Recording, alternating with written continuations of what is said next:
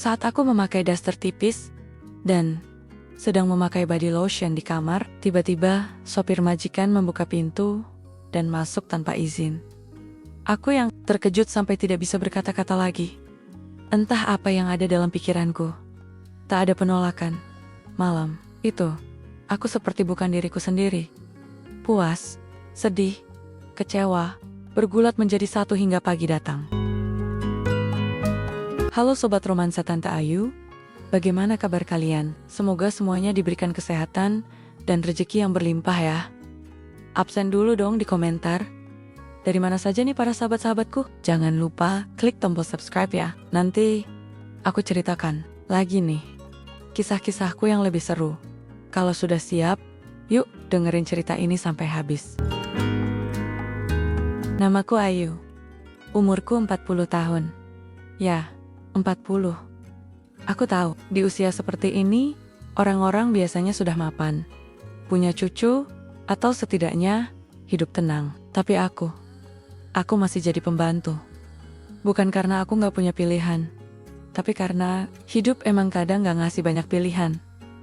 Aku kerja di rumah Pak Haryo, seorang pengusaha sukses di kota pesisir. Rumahnya besar, modern, tapi dingin. Bukan cuma karena AC, tapi karena isinya orang-orang kaya yang sibuk dengan urusan masing-masing. Sudah 3 tahun aku kerja di sini. Aku gak banyak omong, kerja bersih, dan yang paling penting, aku gak suka cari masalah. Tapi semua berubah sejak datangnya sopir baru. Namanya Rudy. Pertama kali aku lihat dia, jujur aja, aku pikir dia bukan sopir. Cara jalannya terlalu percaya diri, gaya bicaranya tenang, dan matanya seakan dia tahu segalanya. Tapi dia bawa mobil Pak Haryo dengan lihai, gak ada yang mencurigakan. Jadi, ya sudah, aku pikir mungkin aku terlalu banyak nonton sinetron. Yang bikin aneh, dia sering banget nyari alasan ngobrol sama aku. Mulai dari nanya letak sabun cuci, sampai pura-pura nyari sendok di dapur. Awalnya aku biasa aja, tapi lama-lama aku ngerasa dia ngeliatin aku. Kayak bener-bener ngeliatin. Bukan yang genit ya, tapi lebih kayak penasaran. Aku cuekin. Sampai suatu malam, waktu aku mau buang sampah ke halaman belakang, aku ngelihat dia duduk sendiri di garasi, merokok, diam, tatapannya kosong. Tapi ada beban yang berat banget di wajahnya. Aku gak tahan, aku samperin. Mas Rudy, gak masuk tidur. Dia kaget. Lalu senyum. Tapi senyumnya, senyum orang yang lagi sembunyiin sesuatu. Aku, biasa begini, Mbak Ayu, katanya. Aku gak terlalu suka tidur cepat. Aku angguk, pura-pura ngerti. Tapi sebelum aku balik ke dalam, dia nanya, Mbak Ayu, pernah ngerasa kesepian gak? Pertanyaan itu kayak pukulan. Aku diam. Karena jawabannya terlalu panjang, terlalu rumit. Setiap hari, kataku pelan. Dia senyum lagi. Tapi kali ini, aku tahu kami sama. Malam itu jadi awal segalanya. Tanpa aku tahu, Rudy bukan orang biasa. Dia bukan cuma sopir. Dia rahasia yang bahkan majikanku pun gak tahu. Dan aku, pembantu berumur 40 tahun, dengan luka masa lalu, akan masuk ke dalam dunia yang jauh lebih rumit dari yang pernah aku bayangkan. Sejak malam itu, hubungan aku dan Mas Rudy berubah. Bukan jadi pacaran ya, jangan salah paham. Tapi jadi aneh. Kami jadi sering saling lempar pandang, ngobrol singkat pas gak ada orang, dan kadang dia suka naruh jajanan sore di meja dapur, tanpa bilang siapa yang bawain, tapi aku tahu, itu dari dia. Aku bukan gadis, muda lagi. Aku gak gampang baper, tapi juga bukan batu. Hati ini masih bisa hangat, apalagi kalau ada laki-laki seumuranku yang kayak Mas Rudy. Tenang, sopan, dan bikin penasaran. Tapi ada yang makin hari makin bikin aku curiga. Dia terlalu rapi, terlalu pintar, terlalu tahu banyak hal. Pernah suatu sore, aku lihat dia baca koran bisnis. Di sela-sela nunggu majikan pulang. Mas, emang ngerti ekonomi? Tanyaku sambil nyapu. Dia senyum, dikit, Tumben sopir suka saham. Aku goda, dia cuma ketawa kecil. Terus malamnya, waktu aku ke dapur, dia lagi nelepon. Tapi waktu sadar aku dengar, dia buru-buru nutup telepon. Aku sempat dengar dikit. Ya, pastikan tambak yang di situ Bondo panennya. Minggu depan, udang harus kualitas ekspor. Tambak udang, ekspor. Loh, ini sopir. Aku pura-pura nggak tahu, tapi malam itu aku nggak bisa tidur. Aku mulai perhatiin dia. Jam tidurnya nggak jelas. Pagi-pagi dia udah rapi, seakan bukan orang yang nginep di pos jaga. Tangannya nggak ada bekas kasar. Bahkan bajunya selalu bersih, bermerek, walau bergaya sederhana. Lalu datang hari Sabtu. Bu Nina, istri Pak Haryo, ngajak arisan ke rumah temennya. Pak Haryo pergi bisnis trip. Aku ikut bantu-bantu angkat barang. Tapi waktu mau berangkat, tiba-tiba mobil rusak. Dan Bu Nina ngotot minta naik mobil cadangan yang katanya nggak pernah dipakai.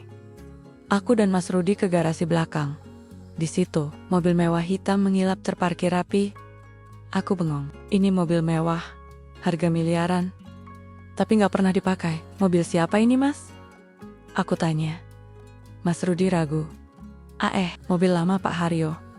Tapi dia kelihatan gugup, gak seperti biasanya. Saat dia buka pintu mobil, HP-nya jatuh, layarnya nyala. Aku sempat lihat nama kontak yang barusan nelepon. Sekretaris Tambak Surabaya. Aku diem. Aku mulai nyusun potongan. Jangan-jangan, dia bukan cuma sopir. Tapi kenapa nyamar? Dan kenapa aku? Malamnya, aku coba konfrontasi. Mas Rudi. Wow. Jujur gak? Dia lihat aku. Wajahnya tiba-tiba serius. Tanya aja Mbak, aku tahu Mas bukan sopir biasa. Aku gak mau ikut campur, tapi aku juga gak mau diseret ke dalam sesuatu yang aneh. Dia diam lama. Tatap matanya nanar. Aku janji Ayu, aku gak jahat. Tapi, aku emang bukan siapa yang kamu kira. Suatu saat, aku bakal cerita semuanya. Tapi belum sekarang, aku pengen marah. Tapi entah kenapa, aku percaya. Atau, aku terlalu ingin percaya. Karena sejak malam itu, aku tahu hidupku gak akan pernah biasa lagi. Dan yang paling gila, aku mulai jatuh hati sama laki-laki yang hidupnya penuh rahasia. Aku pikir hidupku udah cukup rumit jadi pembantu, janda tanpa anak, dan diam-diam menyimpan rasa pada sopir yang entah siapa sebenarnya. Tapi ternyata, hidup belum selesai menggakek-kekek perasaanku. Hari itu, aku sedang nyapu halaman belakang.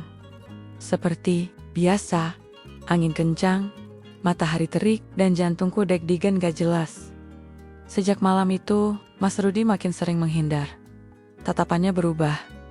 Dia lebih banyak diam, dan aku tahu, dia menyembunyikan sesuatu yang besar. Tapi semua berubah ketika mobil hitam asing masuk ke halaman rumah Pak Haryo. Dari dalamnya keluar seorang wanita. Cantik, anggun, sekitar usia 40-an juga. Pakai dress merah, kacamata hitam, dan langkah penuh percaya diri. Dia nggak nanya satpam, langsung nyelonong masuk rumah. Aku buru-buru ke depan. Kupikir dia tamu Bu Nina, tapi saat melihatku, dia langsung nyapa. Kamu Ayu ya? Aku heran. Iya, saya pembantu di sini. Ibu siapa ya? Dia senyum tipis, tapi bukan senyum ramah. Lebih seperti sinis. Namaku Arini. Aku mantan istri Rudi. Jantungku serasa copot. Apa maksud ibu? Mas Rudi? Ya, mantan suamiku. Atau lebih tepatnya, mantan bosku yang sok-sokan menyamar jadi sopir. Aku gak bisa ngomong. Dunia seolah berhenti. Arini masuk ke ruang tamu tanpa izin, duduk, dan membuka dompetnya. Dia mengeluarkan foto. Rudi mengenakan jas mahal, berdiri di depan, tambak udang besar, dengan logo perusahaannya sendiri di belakang. Rudi itu kaya raya. Dia punya tambak dari Jawa sampai Sulawesi. Dia cuma bosan di rumah, jadi dia nyamar, main drama, main jadi orang kecil. Menyedihkan, aku masih diam. Dan sekarang, dia dekat sama kamu kan? Arini menatapku tajam. Aku tahu seleranya berubah sejak kami cerai. Dia suka wanita sederhana. Tapi hati-hati, Ayu. Dia bisa saja jatuh cinta. Atau hanya bermain peran. Sebelum aku bisa jawab, Rudy masuk. Wajahnya kaget lihat Arini di sana. Arini, ngapain kamu kesini? Cuma mau bilang hai, Rudy. Dan sedikit memperkenalkan diriku ke selingkuhan barumu. Aku berdiri. Saya bukan selingkuhannya. Suaraku pelan, tapi tegas.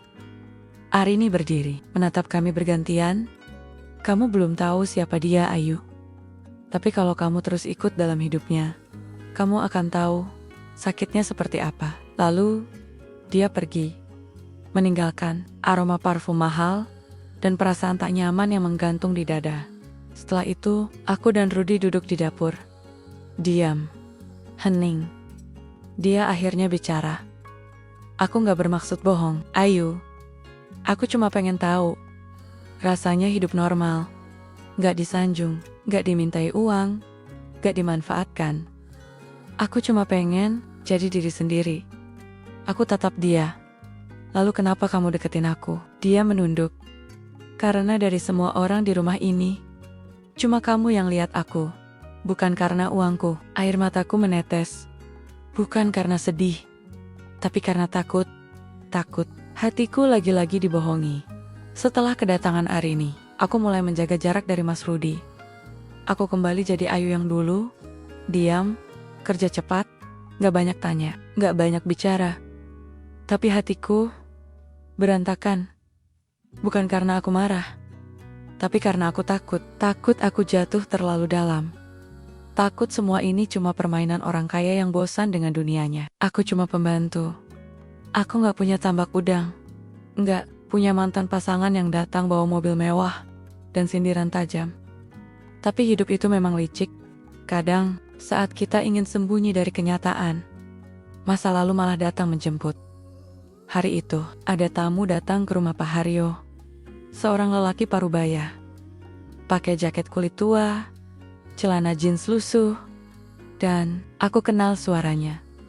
Suara itu seperti suara mimpi. Buruku bertahan-tahan lalu, dia nanya ke satpam, lalu ke dapur. Dan begitu dia lihat aku, dia senyum miring. Ayu, aku membeku. Piring yang aku pegang jatuh ke lantai. Pecah. Dia mendekat. Lama gak ketemu. Aku dengar kamu kerja di sini sekarang. Ngapain kamu kesini? Tanyaku tajam. Tangan gemetar. Aku cuma mau bicara baik-baik. Aku udah berubah. Namanya Anton, mantan suamiku. Orang yang dulu bikin aku kehilangan segalanya. Dia berjudi, bawa kabur uang, mukul aku waktu mabuk, lalu pergi tanpa jejak. Dan sekarang, dia datang. Mas Rudy muncul dari balik pintu dapur. Dia lihat wajahku pucat. Lalu, tatap Anton dengan curiga. Siapa ini Ayu? Tanyanya pelan. Aku belum jawab. Anton lebih dulu menyahut.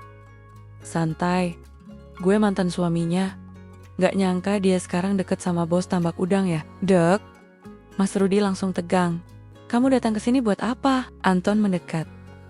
Tenang. Gua gak cari ribut. Gue cuma mau ngobrol. Tapi kalau lo ngerebut dia dari gua, kita bisa selesaikan dengan cara laki-laki. Aku berdiri. Suara hatiku meledak. Cukup, kamu gak punya hak kepopa atas hidupku. Dulu kamu tinggalin aku kayak binatang.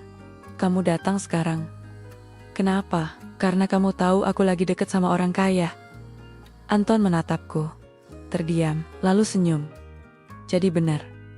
Kamu udah tidur sama sopir kaya itu. Plak. Tanganku menampar pipinya tanpa ragu. Mas Rudy langsung dorong dia keluar. Kalau kamu datang lagi, aku laporin ke polisi. Kata Rudy dingin. Anton pergi. Tapi sebelum dia benar-benar hilang dari pandangan, dia sempat berbisik ke Rudy. Loh, pikir lo tahu semua soal dia? Tunggu aja. Gak semua wanita bersih bro. Setelah dia pergi, aku terduduk di dapur. Menangis.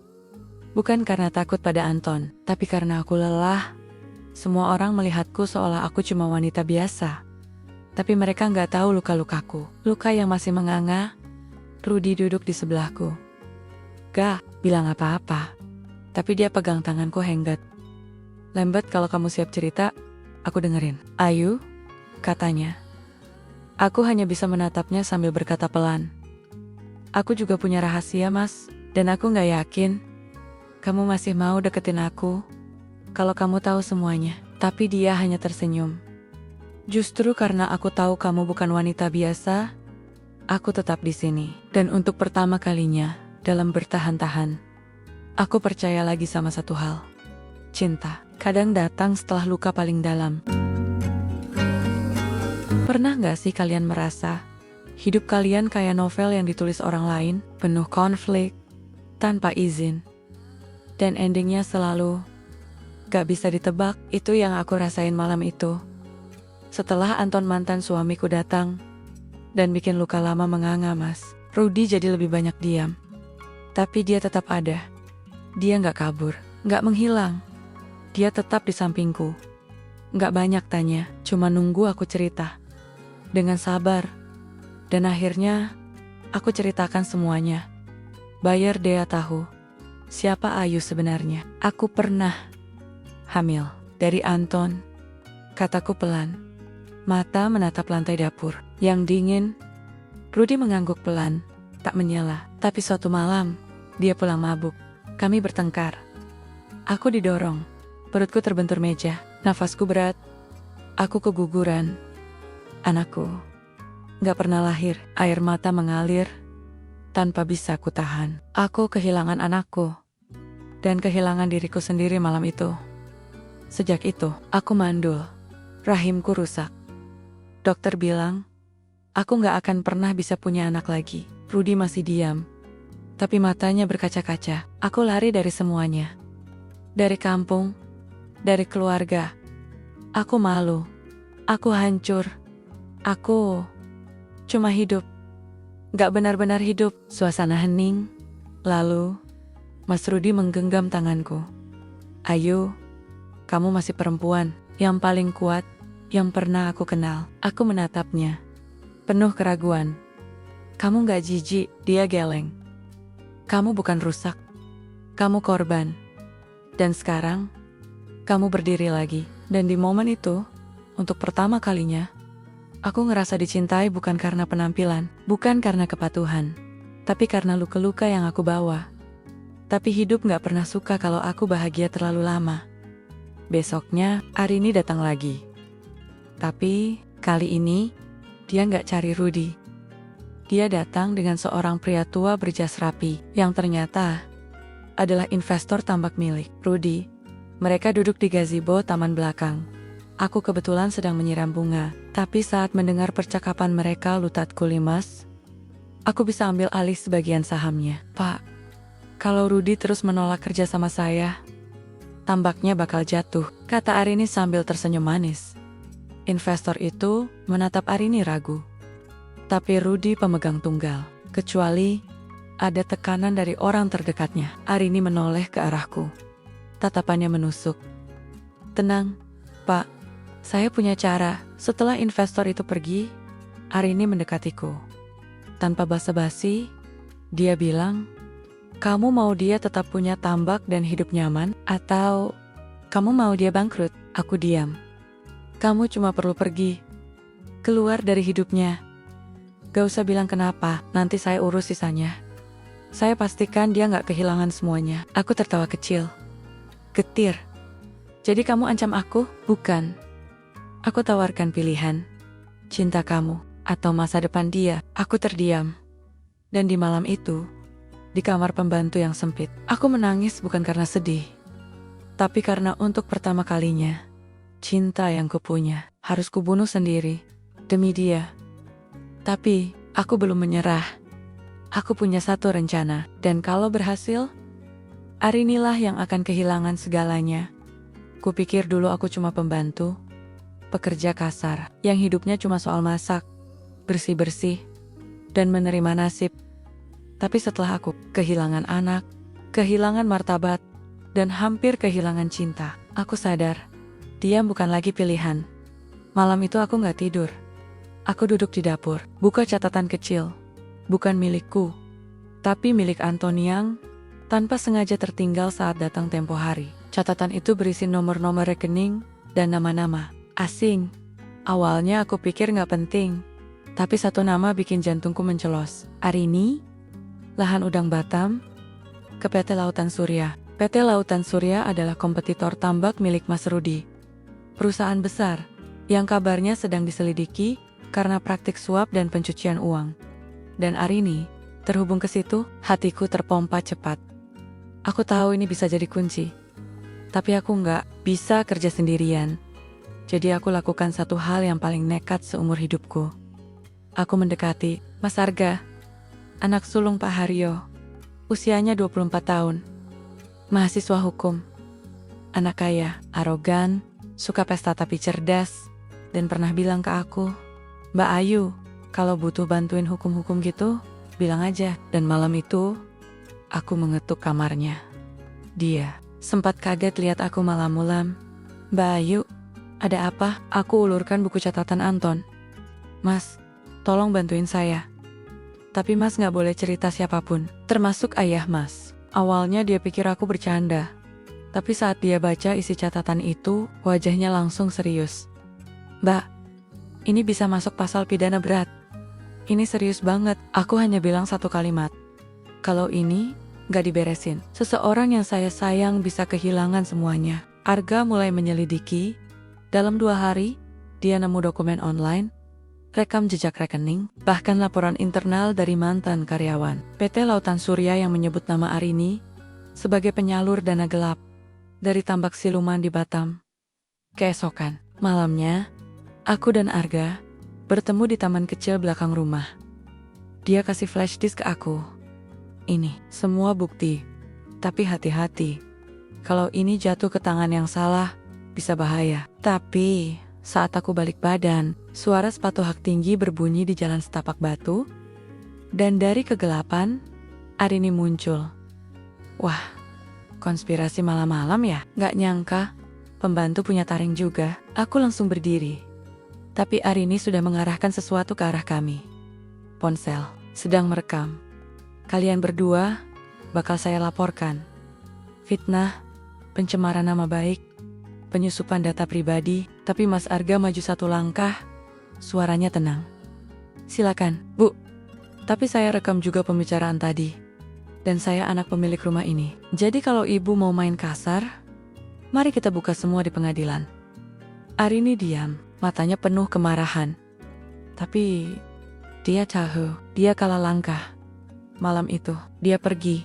Tapi aku tahu, ini belum selesai. Dan benar saja paginya, Mas Rudi memanggilku ke halaman belakang. Wajahnya aneh, tegang, tapi tidak marah. "Ayu, kamu ada hubungan apa sama Arini?" Dan Anton, duk. Jantungku berhenti sejenak. Ternyata Arini menyerang lebih dulu.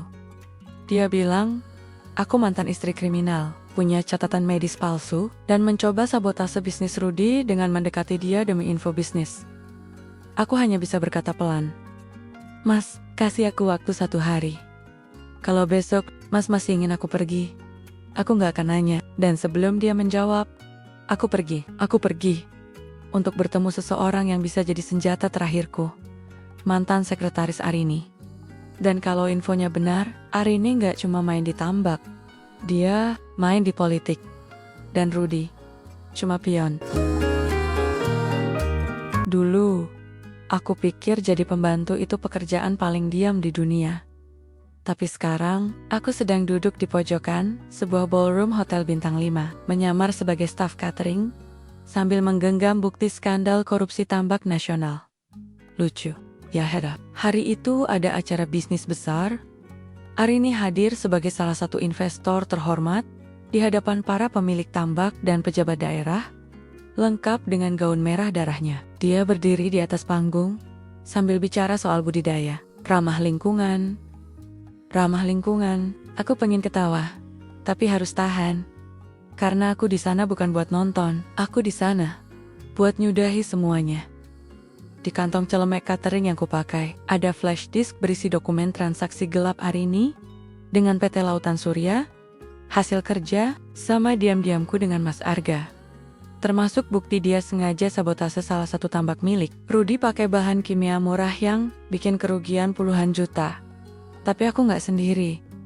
Aku ditemani oleh Dina, mantan sekretaris Arini, yang akhirnya bersedia bantu.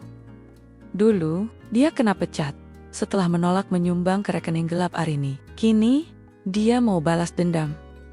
Dina naik ke atas panggung saat sesi tanya jawab. Dia pakai identitas wartawan. Ibu Arini, katanya lantang.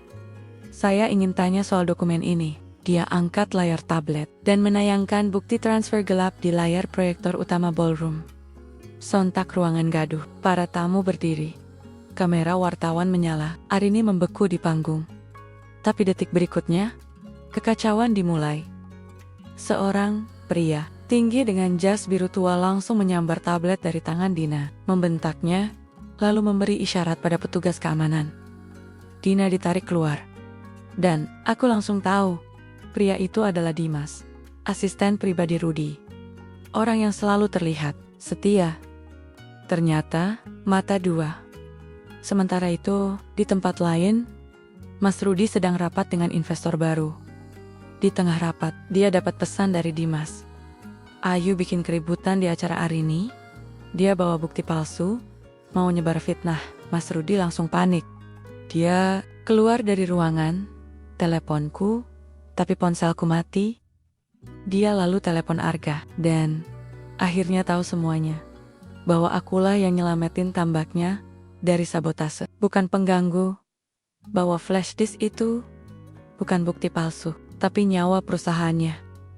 Dan bahwa Dimas adalah orang dalam yang jual data perusahaan ke pesaing Arini selama 2 tahun terakhir. Kembali ke ballroom. Aku nyaris ditangkap satpam, tapi seseorang menarik tanganku dari belakang. Lari mbak, lewat dapur. Itu suara pelayan hotel yang aku gak kenal. Tapi dia bisik. Dina nyuruh saya jagain mbak, kami lari lewat dapur belakang. Tapi sebelum keluar, aku berbalik dan berteriak.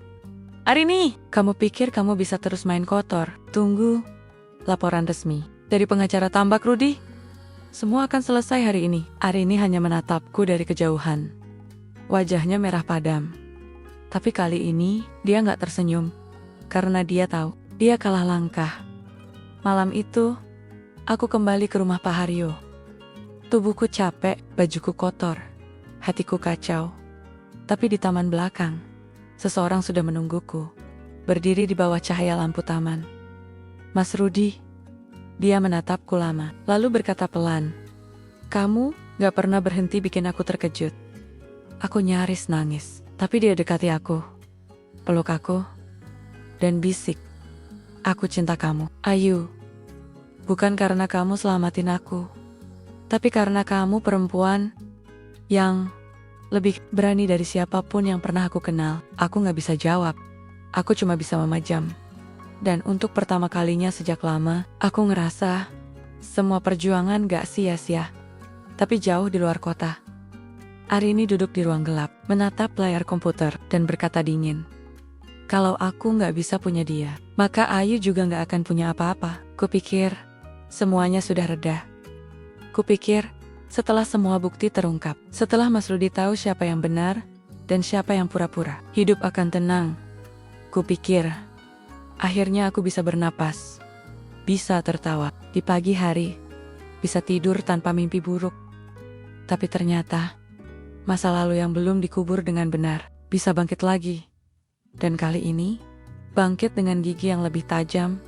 3 hari setelah kejadian di ballroom, Mas Rudi resmi memecat Dimas dan mengganti hampir seluruh tim dalam perusahaannya. Tambak-tambaknya yang sempat ditutup karena sabotase kini dibuka kembali, dan investor baru mulai berdatangan. Aku pun mulai merasa hidupku berubah. Rudi bukan lagi sopir berpakaian sederhana. Dia muncul di rumah Pak Haryo dengan mobil SUV mahal, pakai jam tangan puluhan juta, dan tiba-tiba saja, para pembantu di rumah manggil aku. Bu Ayu, tapi aku gak nyaman. Aku belum istri dia. Kataku tiap kali mereka membungkuk sopan, aku masih Ayu. Pembantu, yang cuma jatuh cinta sama sopir, yang ternyata bos besar. Tapi Rudy, dia nggak peduli. Dia bilang, aku jatuh cinta sama Ayu, bukan statusmu. Kamu nggak perlu berubah jadi orang lain. Justru aku yang akhirnya bisa jadi diriku sendiri karena kamu. Dan malam itu, di taman belakang rumah Pak Haryo, Rudy melamar aku. Simple, tanpa mewah-mewahan. Cuma ada 2 cangkir teh dan cahaya lilin. Tapi aku menangis. Aku terima. Dan malam itu, aku ngerasa Tuhan benar-benar gak pernah salah kasih ujian. Semua luka, semua kehancuran dulu, ternyata ujungnya ke sini. Tapi di hari yang sama, Anton hilang. Aku dapat kabar dari tetangga kosnya. Katanya, 2 pria berbadan besar datang malam-malam. Anton dibawa pergi. Gak ada jejak. Gak ada pesan. Kosnya berantakan, ponselnya mati. Hatiku langsung mencelos. Bukan karena aku masih cinta, bukan. Tapi Anton satu-satunya saksi hidup atas semua skandal Arini. Dia tahu terlalu banyak. Dan kalau Anton hilang, bukti-bukti kami bisa dianggap lemah di pengadilan. Dan benar saja, keesokan paginya aku dapat surat. Tanpa pengirim, tapi tulisan tangan di dalamnya membuat darahku beku. Kalau kamu ingin dia kembali dalam 1 potong, jangan datangi sidang, jangan nikahi Rudy. Pergilah, Ayu, atau masa lalumu akan benar-benar jadi mayat. Surat itu diselipkan bersama foto Anton, matanya tertutup lakban, tangannya terikat. Di baliknya, catatan kecil, 72 jam. Aku bingung. Aku takut, tapi aku juga marah. Aku ceritakan semua ke Rudy, berharap dia marah atau panik. Tapi yang kulihat, justru wajahnya berubah. Jadi, pucat. Ayo, kamu harus tahu satu hal yang aku sembunyikan dari kamu.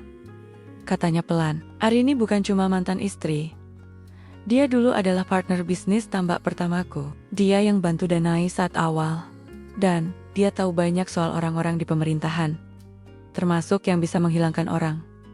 Aku terdiam. JD, kamu maksud? Ini bukan cuma urusan pribadi? Rudy mengangguk. Ini udah level politik, Ayu.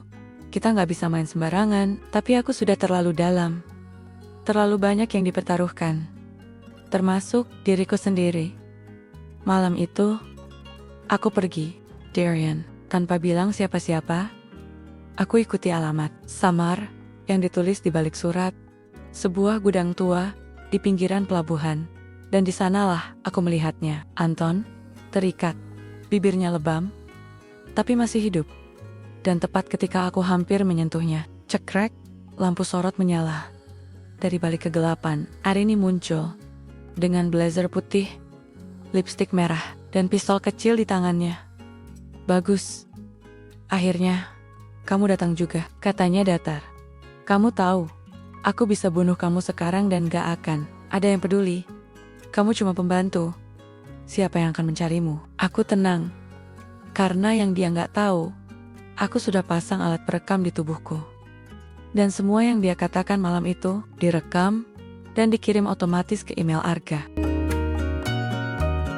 Pagi itu matahari terasa asing. Seolah dunia tahu, hari ini semua akan berubah. Semalam, rekaman pengakuan Arini tersebar ke media. Arga, anak Pak Haryo, menyebarkannya ke wartawan, aktivis hukum, bahkan ke pihak kepolisian. Dalam rekaman itu, suara Arini jelas. Kamu cuma pembantu, Ayu.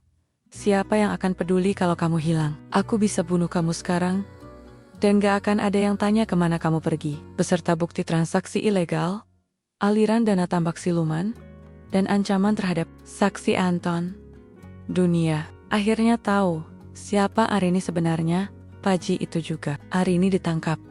Media ramai, foto wajahnya tersebar di berita utama.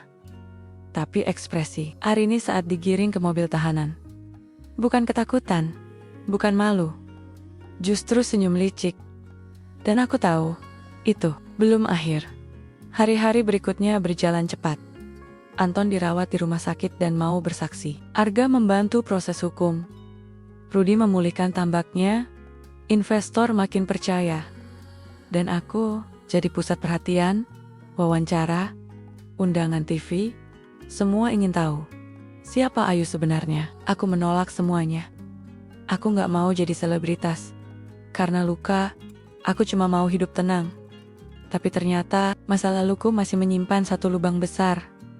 Suatu malam, seorang pria tua datang ke rumah Pak Haryo, menyamar sebagai tukang kebun. Tapi wajahnya tidak asing. Dia memanggilku dengan nama yang hanya satu orang tahu. Ratna. Aku membeku. Suara itu dari kehidupan lamaku. Kehidupan yang kupikir sudah mati bersama anakku. Bapak, bisikku. Ternyata, pria itu adalah ayah kandungku, yang dulu kutinggalkan setelah melarikan diri dari suami pertama yang kasar. Dulu aku lari, ganti nama jadi Ayu, tinggalkan kampung, dan pura-pura tak pernah ada. Air mataku tumpah. Apa yang Bapak lakukan di sini? Dia berkata, karena Arini belum kalah, nak. Dia simpan sesuatu dan kirim pesan ke Bapak lewat orangnya.